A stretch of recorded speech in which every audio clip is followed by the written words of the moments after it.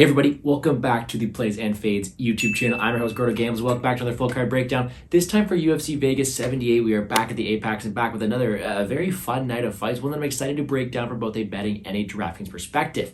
Before we do so though, it was a fun weekend last weekend. It really was a fun event in Nashville. I was lucky enough to be there in person to see all the fights, meet some great people along the way as well, and I have no complaints. Well, maybe that's not true. I mean, I had a ton of Sandhagen. I bet on Sandhagen, so I wasn't too upset about the main event, but you would have liked some more entertainment in that one. Either way, though, the rest of the 11 fights, super jam-packed, lots of excitement, was slight green in our bets as well, and that's all you can really ask for. Aside from that, I just finished watching Dana White Contender Series, and that's something I love to be doing every Tuesday night. I do my show every Monday as well, so make sure you're checking that out, especially next week, because every even week, weeks 2, 4, 6, 8, and 10 of Dana White Contender Series, me and Liam will be on my channel. The odd weeks, we will be on Liam's there, but we'll be talking fights every Monday night, 11 p.m. Eastern. Check them out on either one of our channels. Dana White Contender Series is going to be fun, and I'm excited to have that back in our life. But that's neither here nor there. We are now talking about UFC Fight Night Luque versus Dos Santos. Like I said, UFC Vegas 78, a very fun card. 13 fights to talk about and some decent action spread alongst these 13 fights. So I say we don't waste any more time. Let's dive into it. First fight of the night, we have the 3-2 Juliana Miller versus the 5-1 Luana Santos. A fun fight at 125, but one that is plagued by this recency bias here. We have Juliana Miller, someone who just put up one of the worst favorite performances in a long time against Veronica Macedo or Veronica Hardy last time out, and she's facing a newcomer, one that she is now an underdog against. And you look at Juliana Miller, 3-2, although she won the Ultimate Fighter, what does she really have? Because Killer Miller didn't look like too much of a killer. She instead looked like someone who has a lot of improving to do, someone who's still green, and someone who can be exploited by the better level of competition. Is Santos that better level of competition? We are here to find that out. She is making her UFC debut, a very, very talented striker, one that also has the ability to mix it up on the bat as well with that judo background and with a few of her wins coming by submission. And really it comes to a point in time where we have to figure out where Miller is at this point of her career. Because Santos, although making her debut, someone who is powerful and who has this explosiveness to win fights, isn't someone that's really blowing me away. I think she has holes in her game. I think she can be out volume. I think she can be outworked a lot of these spots here. And I think that against a competent fighter or the best Juliana Miller we know, Miller can have success here. The problem is we just saw Miller look horrible our last time out. She was dominated on the mat. She could be hit with everything because she has no striking defense, and she isn't someone you want to back. The problem is I just think this is a bit too much of a line overcorrection. I think there's still a lot to learn about Luana Santos, and she could go out there and do well against Miller, who has no regards for her own health at all with horrible striking and defensive grappling, but overall who is a good offensive prospect, someone who is going to test the gas tank of Santos, test how she's able to take damage, and overall it seems to be a pretty fun fight, but not one I want too much involvement in.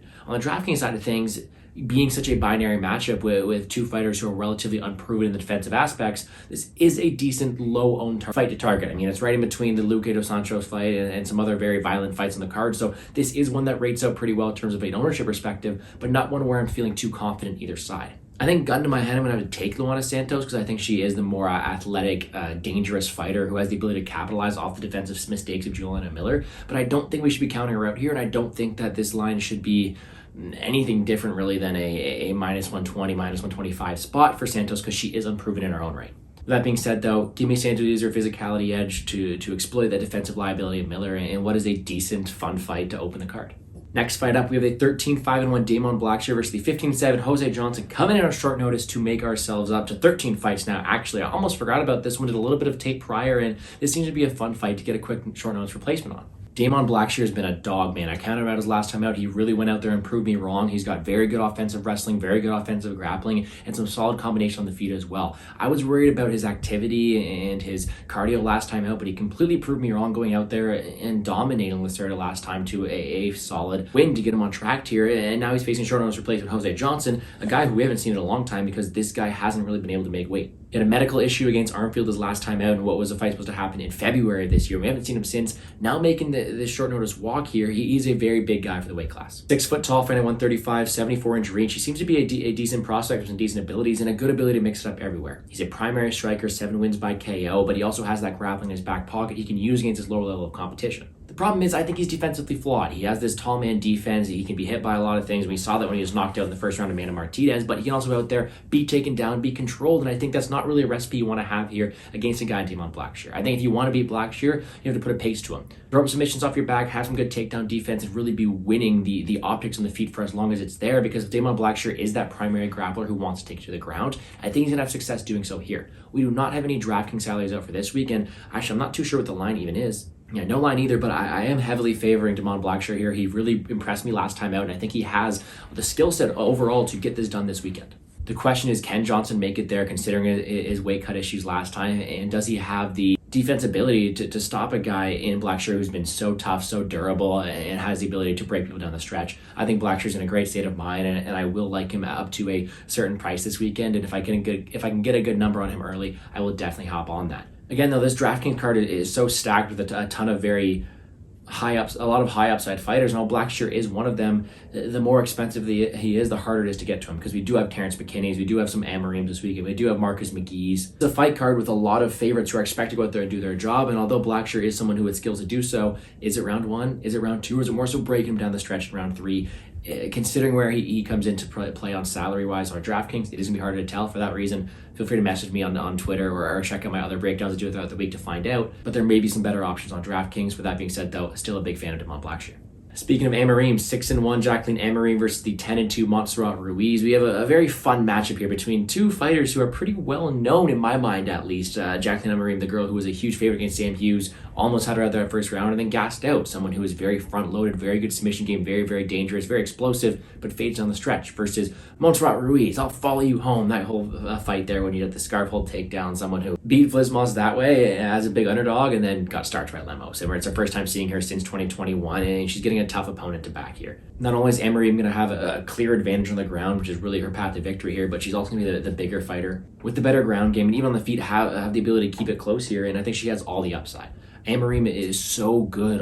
Amorim is so good on the ground. She's really in a level of her own. I think that she goes out there and shows Ruiz or Conejo, or whatever you want to call her, that there are levels to this thing, and I do predict an early finish for Amorim. That being said, though, there is that whole risk of being out there in that cardio gas, but it's not like Ruiz is some high-paced fighter. I think Amorim's got the ability to take her down, control her, and finish her throughout the fight, and she doesn't really have that same resiliency that Sam Hughes had in that first fight. And I do also think she's fighting with a good camp to go out there and improve herself and work on that cardio, become an overall better mixed martial artist. I think it's a showcase spot for Amorim, a girl that they wanted to see succeed in the UFC, and is finally getting a good opponent to do so here. I think she rolls. I think not only is she a good inside the distance line, which is, I know it's juiced, you expect so because she is expected to win here, but a decent pay-up option here. 9.1k, harder to get to her with the McKinneys and McGhees of the world, but someone who I think does have first round finish upside, someone with takedown, control time, a couple strikes, and that first round finish upside that you're looking for a 9k favorite this week, and someone who I really do think has a good floor and an even higher ceiling this week. So give me Amorim on DraftKings betting line. I do think she rolls through Conejo this weekend and gets back in the winning track. Next up, 15-6 Josh Parisian versus 12-1 Martin Buday. A completely different fight from the last one. 115 women to 265-pound men, and a pretty sloppy one at that.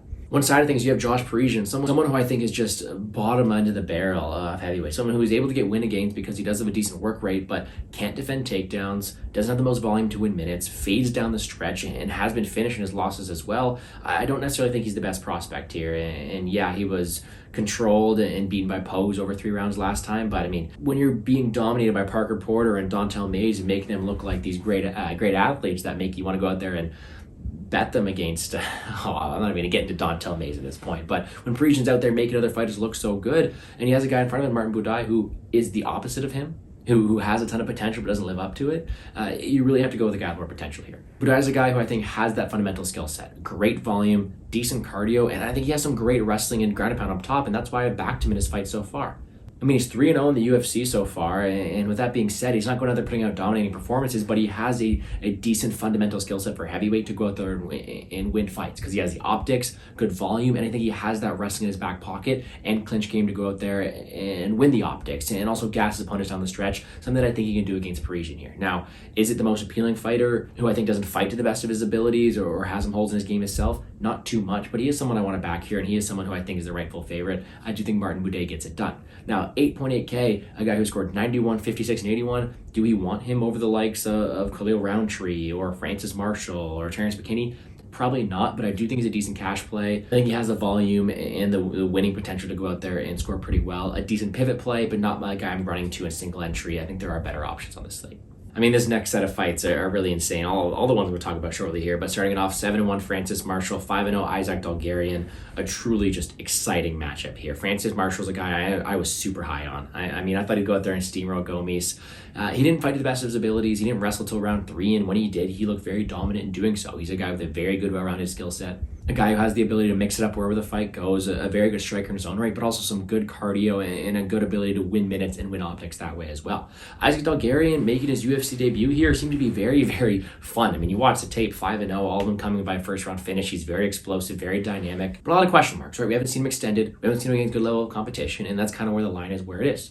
That being said, he passes the eye test. A collegiate wrestler, a ton of power in his hands as well. He seems to have the athleticism and the explosiveness in round 1 to go out there and have a ton of success. The problem is we haven't seen him as this fight goes on, and I just mentioned how good the cardio and well-rounded skill set of Francis Marshall looks, including the durability so far for Francis Marshall. So I do think that Fire Marshall is a rightful favorite because of that. There are more proven qualities about him, but this is going to be a barn burner. I mean, early on in that first round, Dulgarian's a problem. A ton of power in the combination on the feet, great wrestling and top control as well. Something that could pose a threat to Francis Marshall, who wasn't as strong as we expect him to be against Gomes last time out. But one where if Dulgarian doesn't have that early success, that Marshall takes over down the stretch. Marshall will have more volume, more cardio, and is proven in that second and third round to go out there and win the optics. And I think if he survives that early blitz, he does win this fight. But that being said, though, this is a fight you want on DraftKings, right? If Dulgarian goes out there and wins this fight, 7.7K, that's first round finish upside, that's knockdown, that's grappling upside. He is a great play this week at 7.7K. His ceiling is super, super high. But on the flip side of things, although you're taking the risk of that first round finish loss on Marshall, if the fight takes over down the stretch, it's going to come with a lot of volume. It could come with the wrestling in his own right, and it could come with a late finish that could score well for you at 8.5K. And I also think that Dulgarian is going to be a pretty popular underdog considering his track record as well, meaning you're going to get a step up over the field on DraftKings as well. Picking aside, though, I'm taking the more proven guy in Francis Marshall. I do think this fight's going to be fireworks, though, for as long as it lasts, and it should be a very fun fight. Give me Marshall's more proven quantity here, though, although he'll have to survive that early storm against a guy who is as dangerous early on as Isaac Dulgarian. Should be a very, very fun fight, though. Yeah, but speaking of early storm, Terrence McKinnon, 13-6, Mike Breeden, 10-5. This is a similar but different matchup here. Same, but different. Terrence McKinney is the more proven fighter in this spot, and we know exactly what we're getting from him, and that's a guy who's going to be the much superior fighter in round 1, but fades on the stretch. He's been pretty active recently, and I think he's taking this fight on short notice against a guy who I think he can beat here. I mean, he's fought some pretty good fighters recently, Nazim Sadikov, Bonfim, Drew Dober, those are the guys he's losing to, right? When he's taking that step down in competition, he's exposing them quite easily. I mean, Fierziam, Eric Gonzalez, knocking out for volley won't count too often. Terrence McKinney's overall skill set is incredible. If there were 5-minute fights only, he could be champion. I mean, well, it's a bit of an overstatement there, but super aggressive, great all-rounded skill set, good power on the feet, great offense, but also great wrestling and ground game as well. He is so dynamic early on, but he puts all that athleticism and power into that first round. He fades down the stretch. I mean, he's never been to the judges' scorecards, all these fights ending super early, and his cardio is really going down the drain. Luckily for him, Mike Breeden, a guy who was finished in the first round as UFC debut, a guy who has been finished early on before, and a guy who is going to be the far inferior fighter here. And it comes down to something that's pretty simple. Early on this fight, at cardio parity, McKinney destroys this guy, in my opinion. I think he has the much better grappling success here. I think he's the much better striker as well, and putting that pedal to the metal should win on this fight at a high clip. The problem is, even though Mike Breeden doesn't have the best takedown defense and can be taken down, can be grappled, and can be walked down, he does have cardio. He does have power. He does have the things that you want to go out there and have against someone in Terrence McKinney. I just do think that they're picking a fighter that Terrence McKinney can win and can get back on track for. McKinney is an exciting fighter. I think he has the opportunity to get rid of Breeden early on, and I think he does exactly that. The problem is it's so hard to trust a guy in Terrence McKinney who exhausts so early, who just can't really be the same version of himself as the fight goes on. For that reason, Breeden's going to be live as well, though, but this is another fight you really want to target on DraftKings. 9.2K Terrence McKinney. When he's won, he scored 104, 96, 126. Flip side of things, Breeden, I think if he wins, he's going to come against a very tired McKinney, one that could score very well at 7K. Super dynamic matchup. I think McKinney gets it done. I think it's an opponent that's made for him to win, but it should be a super fun fight for as long as it lasts. Next up, biggest favorite on the card, 7-1 Marcus McGhee, 9-5 JP buys. Another fun fight here, but another one that, like I said, biggest favorite on the card and a bit of a skill discrepancy here. And maybe not that, but two fighters who seem to be going in complete opposite directions. I mean, you have a guy in Marcus McGhee, short notice replacement, put on the fight of his life, absolutely obliterating Journey Newson there en route to a second round sub, versus a guy in JP buys who's lost his only 3 fights in the UFC, being finished in 2 of them, then being knocked down, 4 times by Montel Jackson and that other one there. I mean, this guy doesn't have the best cardio, doesn't have the best chin, doesn't have the best defense in general, and although having some good offensive wrestling and striking of his own right. The smaller guy who can be controlled and who can be beat in many aspects of the MMA world.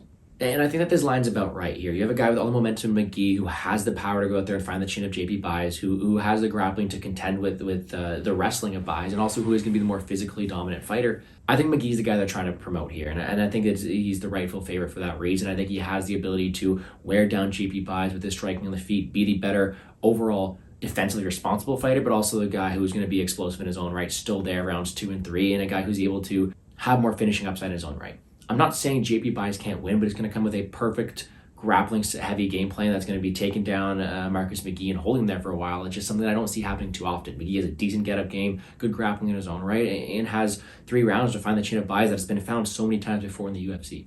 So no hot take here. I'm taking Marcus McGhee. I'm taking the favorite, and I do think he wins this fight. The question is just ownership, and I'm not counting out Buys. I think I'll have a little bit of ownership on him because that 6.6K, that wrestling heavy game plan is going to score very well. I just don't know what percentage that happens. I think a large majority of the time McGhee finds that chin. The question's when, because he's going to have to do so and outscore Fremd, McKinney, Amorim, Blackshear, Rountree. And at 9.6K, it's hard for him to do that, but I do think he has the perfect opponent in front of him to go out there and have success in doing so. And I do think he's a decent, viable option at 9.6 as a tournament play. We saw Sean Woodson getting the optimal lineup last week at 9.6 against a much more difficult opponent. I think McGhee has finished upside here. I think he's going to be moderately owned, but lesser owned than the McKinneys of the world and the Amorims, and I do think you can have some good GPP upside with a guy like Marcus McGhee. Give me McGhee to unfortunately extend JP Buys' losing streak to 4 here and continue up the ranks here as a guy that UFC is looking to promote. Moving on up, 10-4, Josh Fremd versus a 13-9 Jamie Pickett. You guys all know my thoughts on Jamie Pickett. He's a guy. He's Jamie Pickett.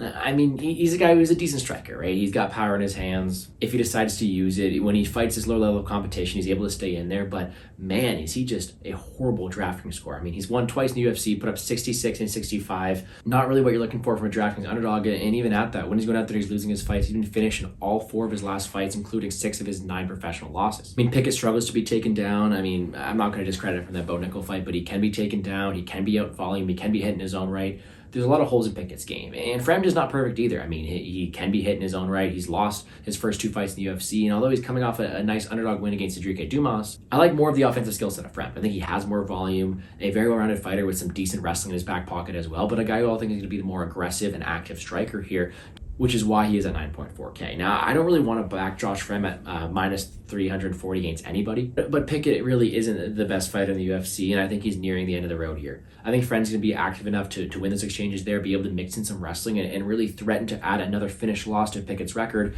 being another viable option at 9.4K. I don't like Pickett at all here, really. I don't see him finishing Fremd, and for that reason, another 66 point victory is not going to do too much for Pickett here. So all the upsides again on Fremd here, but I don't think he outscores McKinney or Amorim for that reason. I'm a bit more tentative to play him, but so will other people. So for that reason, good pivot upside, good contrarian play, and I do think he is someone who wins this fight at a decently high clip, being the better fighter here than Jamie Pickett, although I do think there are better fights to target on this card, and I think that considering we have so many high-value names we've talked about already, Josh Fremd isn't really one of them. So we're going to keep on moving here. Another fight I want too much action on. 2 fighters who I don't see with the best career trajectories. Speaking of, 2 fighters who have struggled a bit here. 6-3 Tayfon Nchukwi versus the 6-2 AJ Dobson. Interesting fight here to get the main start continued, by the way. Fremd, Pickett, our main card opener. Not high on either of these guys, especially not on Tayfon Nchukwi. I've bet against him recently. Actually, I've bet against Nchukwi 3 times. And it's gone well for me so far. I think Tayfon Nchukwi is a guy with holes in his game, although a super powerful guy. Pretty one-dimensional in that. I mean, he's purely a kickboxer. A guy who wants to walk you down, land with fighting intention, and he's good at doing so. But a guy with durability concerns, a guy who can be taken down and controlled, and a guy who, although is a decent technical striker, is limited to that. And I don't want to go out there and back guys who are so limited, especially against a guy, Dobson, who we've seen be pretty tough. Dobson is 6-2, 0-2 in the UFC to start, but some decently tough matchups to get things going here. And I think he is someone who has a decent overall fundamental skill set. He himself is also a striker in his own right, but he doesn't have the same technicality that Tayfon does here, but he does have the aggression. He has been taken down and controlled in his UFC fight so far, but I mean, he landed 3 against Petrosian in his own right. I do think he has that overall athleticism here in his back pocket here, and is someone who I think could be a live underdog to get this fight going here. I think if we look at the striking exchanges, sure, Tayfon may be the more technical fighter, but he's been finished a lot recently. And I think that Dobson's a guy who's shown to be decently durable, although Tayfon may have that technical advantage. Dobson's going to have the durability advantage, and if this is going to be a high-paced kickboxing affair, Dobson may have the edge in that right. I also don't think Tayfon's going to go out there and look to shoot takedowns too often, and for that reason, Dobson's going to have that path.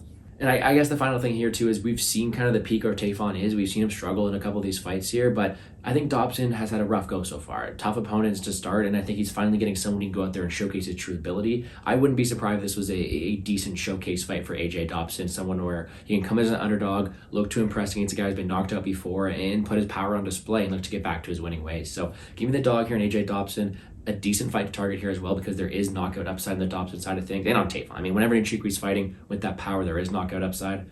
But I'm taking the dog here in Dobson. Should be a very fun fight for as long as it lasts. I'm just going against the durability concerns of Nchukwi and that one-dimensional striking he only has. Next up, 13-5 Polyana Viana, 14-5 Yasmin Lucindo. Lucindo, a young prospect, dominant win against Brogan Walker last time, 4 takedowns. Only scored 73 in the process, but showed she's able to mix up her skill set. I think she truly is a fighter still on the rise here. We saw her put up a very good striking battle against Yorgi in her debut, and I think she is someone with a decent overall skill set, whereas Viana's coming off of a highlight reel knockout win over Jinyu Fry. I mean, she is on a bit of a peak here. She's not ready to be the best overall fighter, but who is very dangerous in her overall regards. I mean, typically it's that armbar from guard. She's very talented on the mat. But I mean, she showcased that knockout power against Fry, and I don't think that's too often of an outcome here, but what she did go out there and prove is this girl's dangerous. I mean, 4-4 in the UFC. All 4 of her wins come by first round finish. She seems to have that explosiveness, that danger early on. And if she can't go out there and finish early, she's going to be controlled. She's going to be out volume, and she's going to lose fights down the stretch. Her cardio's not the best. She can be controlled because she's so happy to play off her back. And there are so many holes around Polyana Viana's game. The question is, can you just survive her early onslaught and her aggression? And I seem to think that Lucindo can here. Lucindo, I think, is going to be the better striker in her own right, going to be the better controlled grappler, and show that she's apt to withstand that barrage on the ground here that I do think she might have to face. So yeah, Viana's a very live underdog because I think her path to victory scores very, very well in a win, being another first round finish, being ability to catch Lucindo in something overall. But the person who's going to be winning more minutes, the person who's going to be winning more optics and have more paths to getting it done is going to be Yasmin Lucindo, someone who's also going to be a young prospect looking to climb up the ranks. And I do think she gets another win this weekend. A very volatile matchup, one that it's hard to trust these young WMMA fighters against someone who is so dangerous in Viana, but one where I think the proper fighter is favored. One that could answer some questions for us, but one where the pick's going to be the favorite, but the upside is going to be on the underdog here on DraftKings. Her ceiling is pretty good in a GPP win here, and I do think at 7.5K, another first-round finish could land her on the optimal here. So, pick's the favorite here in Lucindo. DraftKings ownership going towards a dog in Viana. Another fun fight. Next up, 11-5 Khalil Rountree. 12-6 Chris Daukaus making his light heavyweight debut here, coming down here, and he's facing a guy in Khalil Rountree who has all the potential in the world and who has the potential to ruin the weight change for Chris Daukaus, because I mean, when Rountree's on, man, he is an absolute killer. That performance against Roberson is something to behold. I mean, he went out there and put on an absolute beating, and is riding now a 3-fight win streak over a win over Dustin Jacoby as well. And I think he has that overall skill set to cause problems. A ton of power, good aggression, good combination on the feet as well, and he's a very built, stocky guy, and I think he has the potential to be a problem for anybody he faces, because with so much pressure, with so much damage, and good optics in the striking as well, you kind of see why he's favored here. And on the flip side of things, you have a guy in Chris Daukaus who was on a bit of a roll at heavyweight. Won his first 4, all by knockout, and you're like, man, this guy's really getting up there, and then he lost his next 3, all by knockout. He's had 7 fights in the UFC at heavyweight, all of them ending by knockout, and that question really becomes, how's his chin going to fare here? Because if there's anything you don't want to have here against Khalil Rountree, that's a suspect chin, because I mean, this guy has a ton of power, and you're coming off durability concerns, including a very, very early knockout loss to Sergio Rosenstrike. So where's the chin of Chris Daukaus, especially coming down in weight? How is he going to fare? That's really the question. Because in a 15-minute decision fight, one where Chris Daukaus is wearing a helmet and he's not going to get knocked out, he has volume upside. He has the upside to win a fight because he has such good hand speed. He has such good technical boxing. He could pitter-patter on the outside and win this fight, but it'll be clenched the whole fight because it only takes one strike from Rountree. Super dominant, super powerful, super athletic. And although Chris Daukaus come down from heavyweight, won't really look like too much of the bigger fighter here. So I'm going to have to pick Khalil Rountree here. It is a very, very close fight. One where, sure, I see potential for Daukaus winning that fight, but even at that, we haven't really seen his cardio too much on the stretch either. There are so many question marks around Daukaus and his chin, his durability, that you have to pick Rountree, in my opinion. I'm not discrediting anybody picks Daukaus. I just think Rountree has more paths going to get done, and I do think he has a decent potential to score well this weekend as well at 8.9K against a guy who's been finishing 3 of his fights so far.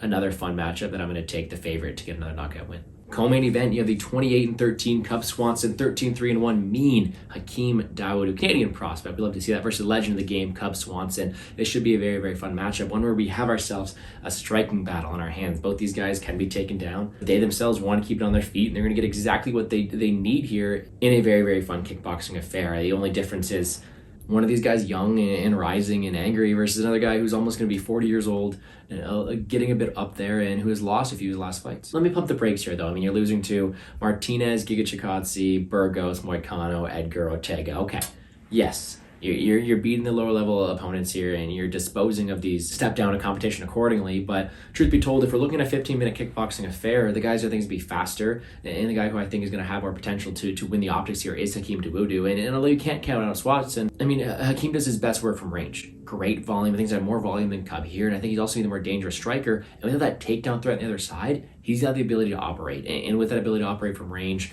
I do think he has more technicality. I think he's going to be a much quicker fighter as well. And although there is power on the Swanson side to rock Dawodu is durable, doesn't have to worry about the grappling coming his way. I do think he's able to settle into his own here and win a fun fight here. One where I am projecting decision here, and it could be a close one, but I do think he just have these edges that you have to pick him as a favorite. In this 15-minute kickboxing affair, though, do you want the guy at 9K? Probably not, because with that decision equity, all the volume's there. He doesn't have that same finish upside that Amorim does, McKinney does, Rountree does. There are better options on the slate, and I'm going to be picking a side from him. So I am picking Dawodu to get it done. I do think it's going to come by decision. I do think it's going to be a fun fight for a kickboxing affair, but not one I'm going to look to back with too much conviction. And then the main event, 21-9-1 Vicente Luque, 34-14 RDA Rafael dos Santos. A very fun fight as our main event this weekend, and one that is line pretty close, should be a barn burner for as long as it lasts, but one where I do have a bet locked in, and I am picking RDA. Let's put that full disclosure out here, and one, although he is the older fighter here, I think he has more to offer. I bet Luque against Neal. I made a horrible bet in doing so. That's on me. Took a beating of a lifetime, though. And what we learned there is, although he's a super durable guy, he can take damage. He's stuck to pretty one-dimensional striker, and I think the guy with more paths to victory this weekend is going to be RDA. Now, Luque is exciting. He's a fun fighter. He's not a guy you really want to go against too often. I mean, he has a decent submission game in his own right, a very good technical striking as well, and a guy who is so durable that if you can't get him out of there, you better hope your cardio can hold up. The problem I have here is the paths. I mean, not only is RDA going to have the grappling upside here, the volume upside, the pace here, and we know his cardio is good to hold up for the rounds, Luque is coming off a longer layoff, coming off a brain injury. I think he had a brain bleed in that last fight against Vicente Luque. And if he's not going to be able to go out there and stuff the takedowns or finish RDA here, RDA is going to be more technical, quicker fighter, grappling upside as well, and we don't have to worry about him coming off a brain bleed injury either. So I think RDA has more paths to get it done. I think he's able to control him down the stretch as well and win this fight here. And for that reason, I have bet on him. I am going to be picking him on DraftKings, and this is a very, very fun fight here. I am picking Dos Santos. I think if you're picking Luque, you're expecting a brawl, a potential another finish loss to RDA. So 8K Luque could be live. I'm going to have some ownership of him as well, but I think RDA melts him. In his last 3 wins, he scored 113, 154, 135. Very high pace, very good grappler, a ton of upside, and a guy I definitely want my lineup this week at 8.2K. But that's going to do it for me here on the Plays and Fades YouTube channel. Hopefully you guys have all enjoyed the video so far. Let me quickly wrap up these final things, starting with my quick picks. I'm taking RDA in the main event and what should be a very fun fight. I just think there's more paths here for RDA. Taking Hakeem Dawodu being the younger fighter. Khalil Rountree is a more dangerous fighter. Yasmin Lucindo as the fighter with more paths to get it done. AJ Dobson as the guy who I can trust more with his durability. Josh Fremd, the guy with more paths to get it done. Marcus McGhee, the guy with a better trajectory and the guy with more durability and ability to trust him here. Terrence McKinney with what I'm thinking to be a decent matchup for him, one to get him back on track and use his overall finish ability early on. Francis Marshall's a more proven guy. Martin Buday as the worst of two evils, let's put it that way. Jacqueline Amorim, someone looking to get back on track, first round finish upside. Damon Blackshear as a fighter who I think has more paths here, the more dangerous fighter wherever it goes. And in a toss-up, the closest fight in the card, I'm taking Luana Santos. I think she can exploit the defensive weaknesses of Juliana Miller. DraftKings-wise, there's a lot of fights to look at. I mean, anytime you have Terrence McKinney, look towards that one. Terrence McKinney, Breeden's great fight to target. Amorim Canejo, great fight to target because the favorites, they should win at a high clip, first round upside, but if they don't, their counterparts could have good success down the stretch as they fade. Anybody against JP buys, especially Marcus McGhee, is a good bet as well. I think Rountree has knockout upside over Daukaus. Marshall Dulgarian is a fight you really want to target, and so is that main event. Underdog-wise, like I said, Luque is a good choice. Dobson is my favorite underdog of everybody. Dulgarian and Viana's path, both of them are round 1 finishes, and for that reason, good GPP plays. And then I do think Santos and Miller is a very sneaky one as well. Reignmakers wise, highest ceilings for me, I think Terrence McKinney, Jacqueline Amorim, RDA, and then the winner of Marshall Dulgarian are the 4 I really want to have for sure. Other than that, I think Rountree has a good ceiling, Fremd, Blackshear as well. Maybe Dobson to get a bit different. And then betting wise, I only have 1 bet locked in so far, and that is on RDA. There's a couple more spots I want to look at, like maybe Francis Marshall if the line keeps coming down, maybe Damone Blackshear if that line opens up at the right price. Probably betting some AJ Dobson, maybe some Martin Buday. A lot of question marks this week, and one that could be a pretty small card in order for me to pick my shots accordingly. But only one way to find out. Check me out on Twitter at GamblesGordle. We post my full slate of bets on Friday. That's going to do it for me here. Please leave a like down below. Subscribe to the channel. We're doing this each and every week except for next week. The video will be a bit later in the week. I do have finals next week. We'll still be doing Day-to-Day Contender Series on Monday. Video will come out on more so of the Friday night instead of the Wednesday or Tuesday like I typically like to do. But after that, we'll be all back to normal. But once again, hope everyone enjoyed the video. I wish everyone the best of luck in all your betting endeavors this weekend. Enjoy UFC Vegas 78. Let's make some money, guys.